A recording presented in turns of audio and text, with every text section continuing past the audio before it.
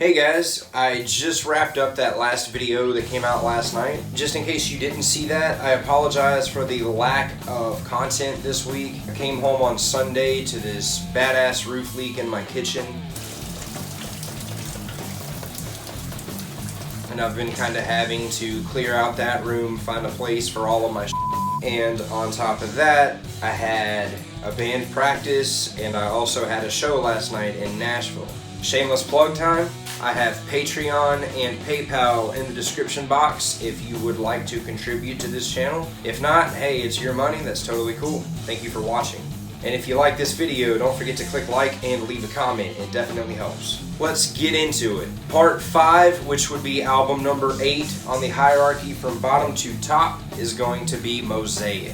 Don't get me wrong, there are songs on this album that I still listen to very frequently. And this album has some of their strongest moments since the 90s. There is absolutely no denying that. But this song also introduces us to something that has been an absolute plague on the last 2 albums. This one and Voyager, which is not officially out yet, but it's leaked. That would be John Feldmann.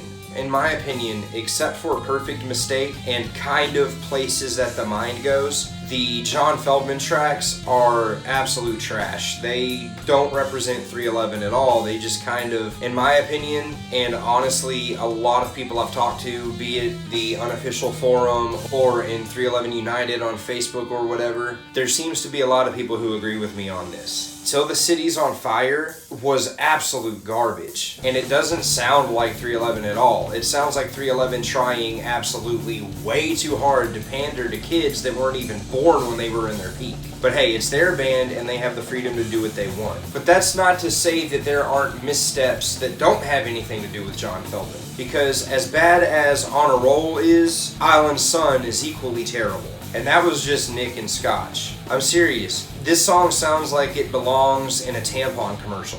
You know, like some kind of a tampon that you can wear when you go into the ocean. That's where that song belongs. But the clouds are still in the sky. 'Cause there's a better place to be, and it's one you need to see in this lifetime. Also, you have a couple tracks on here that Chad Sexton doesn't actually play drums on.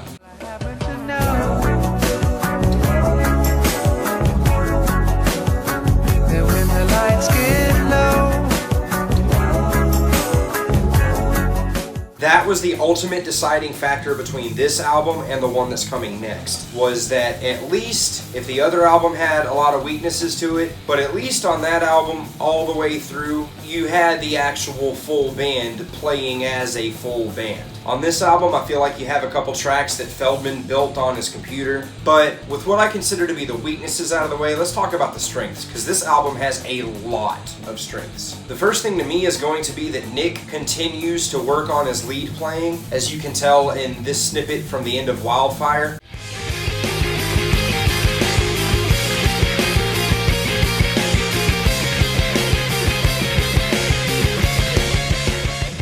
It's kind of like how Friday Afternoon went in a completely different direction and had like a dual guitar solo thing at the end between Nick and Tim. But this one really takes that to the next level in my opinion. Not that Friday Afternoon was weak, far from it. That guitar solo was absolutely amazing. But to me, it seems like on Wildfire, they definitely turned it up another notch. Now as far as 311 doing some new heavy stuff, this next segment is actually going to contain a couple different pieces of a song called Too Late. This song is a masterpiece. It's one of my favorite 311 songs of all time.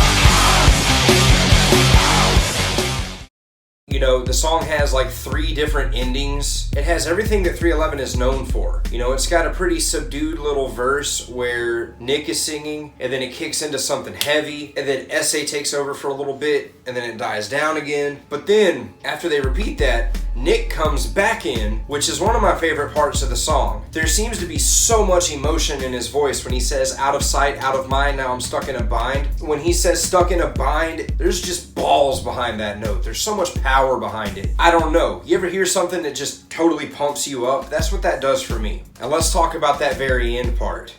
That's heavy for 311. And you also have songs like Extension, which I think is a really cool song. Now, I read a comment somewhere that the live version is better, and I have to agree with that because they play it a little bit faster, at least that I've noticed in the videos I've seen. But I don't think the studio version is a slouch either. I like it. I think that Nick does a good job riding on the beat most of the time. It contains your standard 311 type of messages conveyed in the lyrics. But really, that's kind of another good one if you're driving at night and it's dark around you and you just like turn up your bass all like as high as it'll go on your car stereo and just crank that shit. It sounds so damn good. I have a feeling most of you knew this was coming. You got another Tim Mahoney song. This one's called Face in the Wind.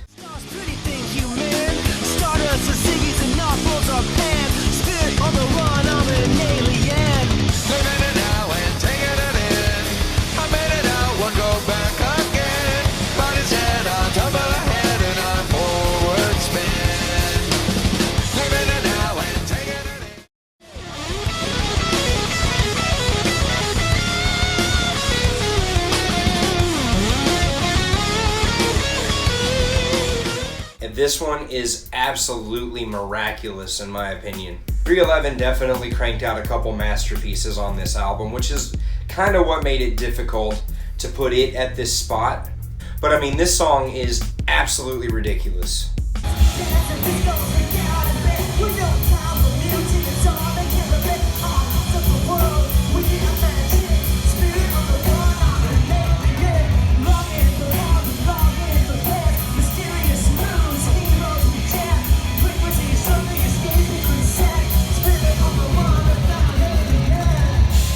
You got a really cool spacey intro that's produced really well. You got a really fast-paced, involved riff that repeats throughout the verses. You got Nick at the top of his game vocally, but then S.A. Martinez comes on and takes this shit to an astronomical level. And then you have a couple songs that aren't bad, but I don't go back to them. I don't go back and listen to Inside Our Home. I don't really go back to The Night Is Young that often. I like it when I'm listening to the album, but I don't go back just to hear that song.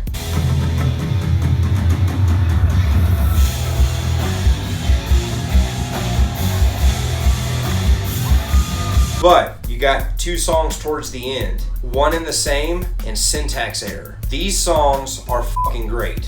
One and the Same has about everything that you would expect, again, out of 311 at this point in their career, bringing all of their new experience to the table. Syntax Error was written by Chad and Scotch, and it's awesome. This is one of Nick Hexum's best vocal performances in a while. It really shows his power and his range. So why does this album wind up so low after all of the glowing praise I just gave it? And it cannot be understated that 311 worked very hard in the engineering department on this album. The different little tricks they used to get different sounds here and there. Each song sounds a little bit differently. If you listen to Too Much to Think, there is a lot of reverb and a lot of space on the drums. So they definitely got very creative with the production of this album. And that shows. There are a lot of new tones and new kind of sounds they haven't really experimented with before. So after all the positives, why is this one only number 8? Well, the first reason being that I believe these to be some of the weaker singles. I really liked Perfect Mistake when it came out, but it hasn't aged very well, at least not to me. And while I can admire the production quality of Too Much to Think, I just don't like that song. You know, I just think it's really cheesy. I want to get high, but you're keeping me low. I like what Nick says in the verses, you know. Those are good lyrics, and the delivery's not bad. It's just completely ruined by that absolutely terrible chorus. It's just that this one's not necessarily terrible, it just doesn't stick with you. And that's kind of a problem that this album has, in my opinion, is you have absolute masterpieces like Too Late, One and the Same, Face in the Wind, Extension is really good. Then a lot lot of the other parts of the album aren't really gonna bring you back. Forever Now is not a bad song. Till the City's on Fire, until Good Feeling came out, Titty Cough was the worst song that they had made. By a mile, it wasn't even close. So even with 5 or 6 top tier songs, you're still left with 11 other songs that aren't necessarily terrible, but they just don't really do anything. This almost sounds like a collection of B-sides that are just thrown together on a playlist. There's not a good sense of cohesion between these songs. So there you have it. The reason I would put this here is because the Feldman Experiment I don't think is a good one at all. And I do find over half the album to kind of just be forgettable. Not bad, particularly for a band that's been around this long. Just kind of, Anyway. Thank you very much for watching. If you liked the video, leave a like, leave a comment. If you didn't like it, dislike, leave a comment. Try to reply to everybody. Thank you very much for your time.